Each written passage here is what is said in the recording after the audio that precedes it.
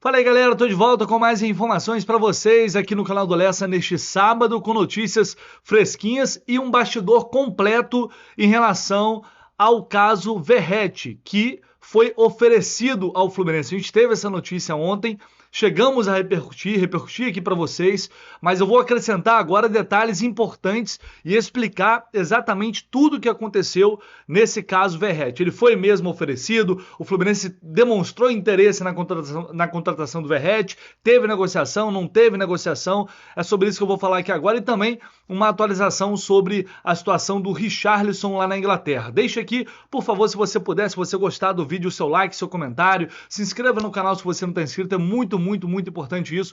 O YouTube às vezes dá uma bugada, tá tirando inscrição de algumas pessoas, então verifique se você está inscrito realmente no canal do Lessa para você não perder nenhuma atualização do Flu neste mercado de transferências.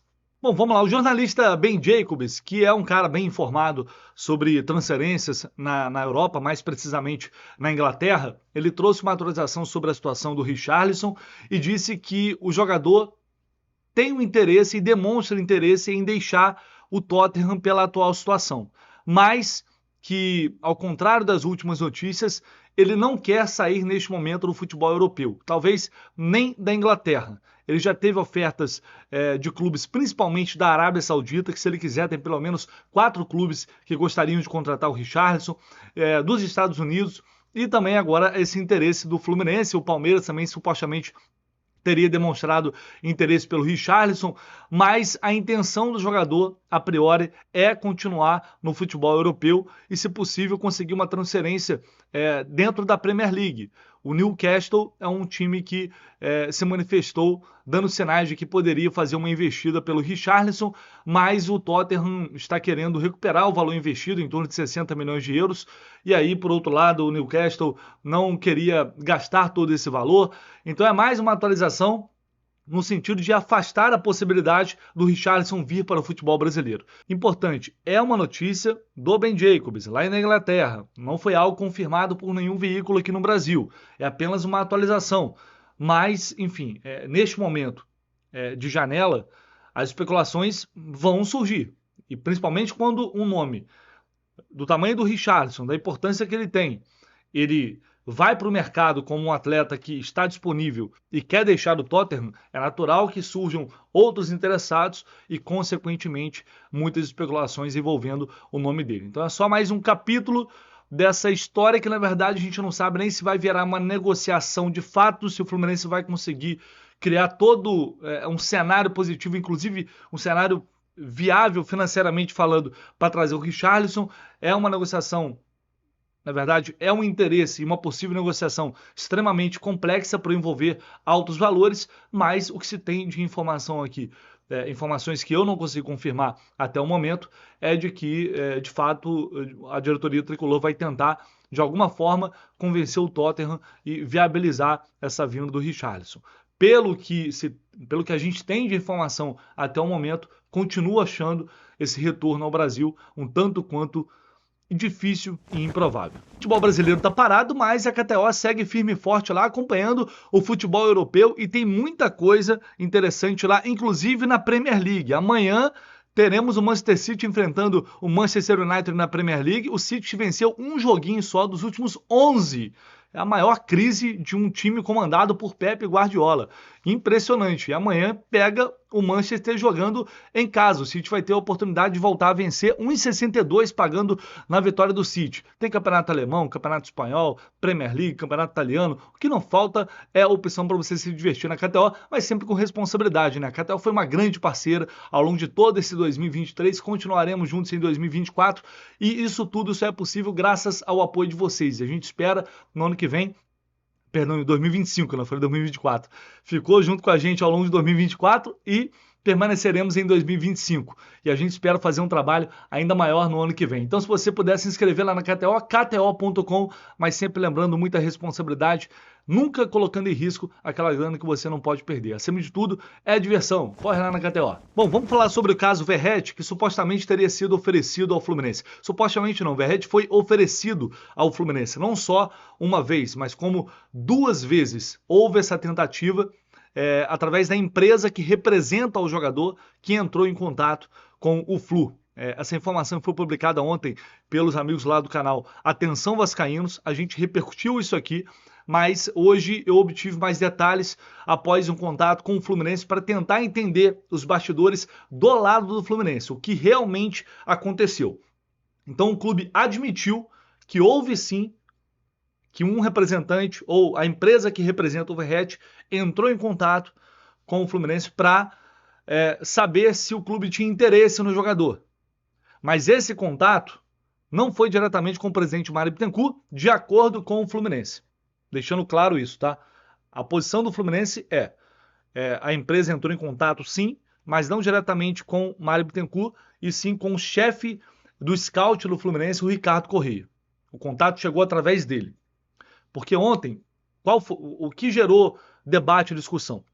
Na live do Jornada, foram lá e fizeram um corte errado, porque eu dou uma informação que era do Atenção Vascaínos. Não era uma informação apurada por mim até então. E, obviamente, eu só vou me responsabilizar por aquilo que eu falo.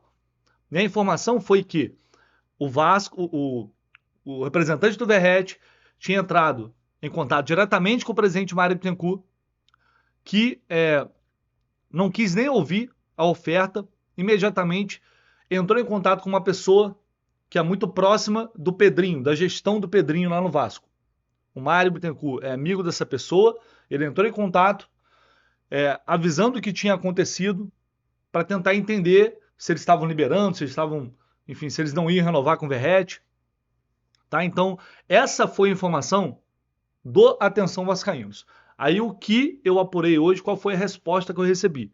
É que esse contato aconteceu, mas ele foi feito com o chefe do scout, o Ricardo Corrêa, que obviamente passou isso para a diretoria do Fluminense, e aí o Fluminense entrou em contato, não sei se foi o próprio Mário, se foi o próprio Ricardo Corrêa, entrou em contato com o Vasco para entender. O Vasco, vocês não vão renovar o contrato, vocês não querem mais o Verratti, o jogador está no mercado, porque ele tem contrato com o Vasco até 2025. Não é um jogador livre no mercado. É diferente, por exemplo, da situação do Cano na época. O Cano não tinha, o contrato do Cano com o Vasco estava acabando. E aí o Fluminense foi negociar com o Cano diretamente com o jogador, o empresário do jogador. Não teve que falar com o Vasco.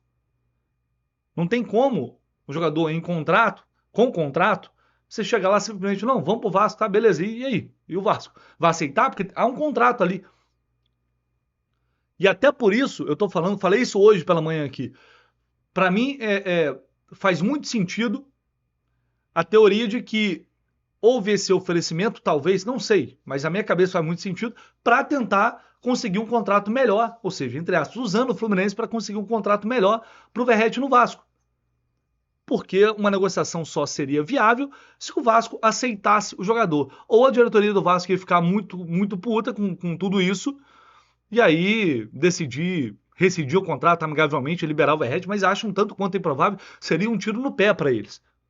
Então houve de fato esse oferecimento, esse movimento nos bastidores, o que obviamente vai irritar bastante a torcida do Vasco, afinal de contas, mais um centroavante sendo oferecido ao Fluminense, e a gente sabe quando vem centroavante do Vasco Fluminense, a gente sabe o que acontece. Normalmente o que acontece? Jogador, né? Temos histórias recentes, a mais recente dela, a mais recente, a mais vitoriosa delas, Germancano. Então é óbvio que isso vai provocar consequências do outro lado, isso vai gerar debate. E aí o Verratti veio a público, o Verratti negou o que estava sendo falado, acreditem aí no que vocês quiserem, cada um acredita no que quiser. O empresário também entrou em contato negando, mas gente, vamos lá, a gente cansa de falar isso. A gente tem que procurar confiar ou pelo menos se alimentar de informação, consumir informação com fontes confiáveis.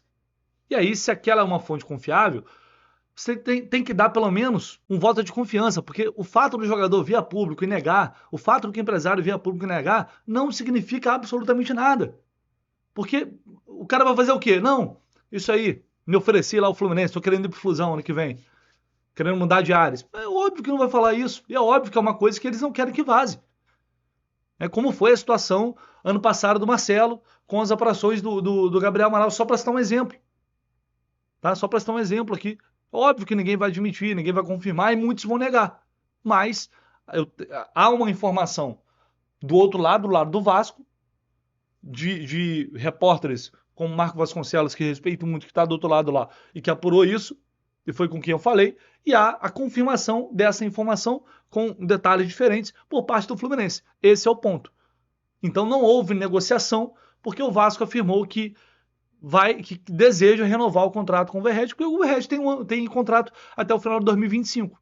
Então não houve negociação, mas houve esse oferecimento. E se o Fluminense entrou em contato com o Vasco para saber se o Vasco queria ou não liberar o jogador, é porque o Fluminense teria interesse no atleta se ele estivesse no mercado, certo? É a lógica. Bom, ó, se vocês não vão renovar, a gente tem interesse no jogador. Vocês vão liberar? Basicamente é isso. Então, eu acho que eu consegui explicar um pouco a história para vocês, de como ocorreu esses bastidores. Certamente tem outros detalhes que podem vir à tona em breve, mas da minha parte, o que eles conseguiram apurar, a atenção paciente, que eu consegui apurar, foi basicamente isso. Esse, por enquanto, é o caso Verratti, o que temos de informações sobre essa situação. Pessoal, queria fazer uma convocação rápida aqui para vocês, é que vários canais que fazem a cobertura do Fluminense estão organizando uma vaquinha para arrecadar fundos para distribuição de cestas básicas na comunidade da Maré, aqui no Rio de Janeiro. É a campanha Natal Sem Fome Tricolor. É para fazer com que algumas famílias, algumas pessoas possam ter um Natal um pouco menos difícil, né? Nessa data tão importante, que é uma data de muito amor, que é uma data de fartura para muita gente. Então, vários canais do Fluminense se uniram em prol dessa causa. E 50% da meta já foi batida no primeiro dia, 30 cestas básicas já estão garantidas. Mas a gente quer arrecadar muito mais, né? Então é uma campanha muito bacana, que vários canais estão participando. Vai até o dia 19, até o próximo dia 19 a arrecadação, e a gente quer arrecadar muito mais do que a meta. Então, se você sentir no seu coração, se você puder ajudar com qualquer quantia, vai ser muito bem-vindo. Vou deixar aqui no comentário fixado o link para a sua doação, para você fazer essa doação, pode fazer por Pix, e também o link da instituição que vai receber essa doação e vai distribuir lá na comunidade da Maré, tá bom? Conto muito com a ajuda de vocês, quem puder ajudar, pô, vai ser espetacular, vai ser muito bem-vindo, e eu tenho certeza que a gente pode fazer muita gente feliz nesse Natal, tá bom? Um abraço, tamo junto, valeu!